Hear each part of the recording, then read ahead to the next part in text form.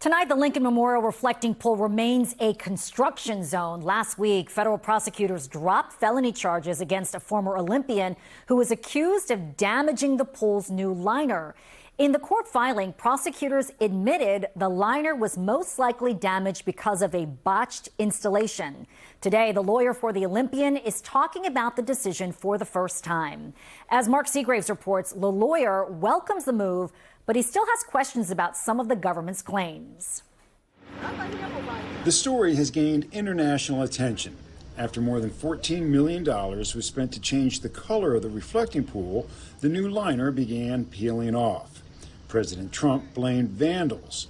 4 people were arrested, including a 3-time Olympic athlete who was the only one charged with a felony for damaging the reflecting pool. David Hearn has insisted upon his innocence from the day he was arrested. The Olympian says he stopped by the reflecting pool during a bike ride back in June. Hearn says he only touched a piece of the pool coating that was already detached. Free Davey Hearn! Outside the D.C. courthouse last month, Hearn vowed to fight the charges. At the time of the indictment, U.S. Attorney Jeanine Pirro saying in no uncertain terms, Hearn caused the damage. He damaged the pool. But then on Friday, Pirro's office filed this motion with the court seeking to dismiss the charges, writing the damage was not caused by Hearn and others who had been charged, but was instead a result of flawed installation by the contractor. In the court filing, prosecutors wrote the Department of Interior had not told them about the issues with the installation. It was not until after these documents were produced that USAODC first became aware of the information showing that the damage was the result of a botched installation and not vandalism as initially represented by the Department of Interior. Hearn's attorney, Norm Eisen.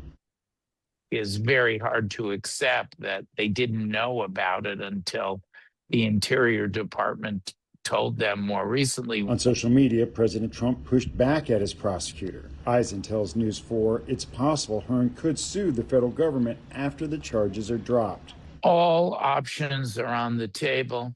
For now, we're focused on getting the case dismissed. The counsel team is actively discussing what, if any, next steps will follow that. I asked Eisen how Hearn is doing through the experience and whether he'd been subjected to any adverse attention, including threats. We're not going to get into that at this time. There'll be a time and a place to discuss what the experience has been like for him. It has been difficult, as you can imagine, but he's keeping his attitude of fighting back strong.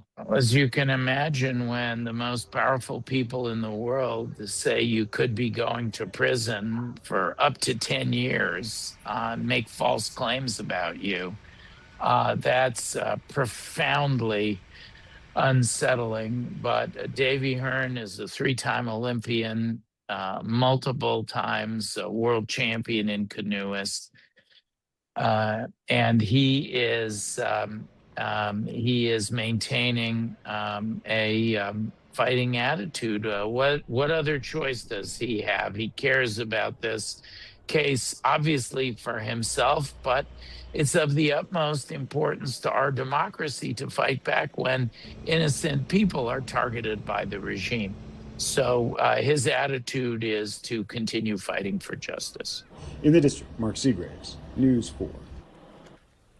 3 other people were also charged in separate incidents for damaging the reflecting pool. Court records show 2 of those cases have also been dismissed.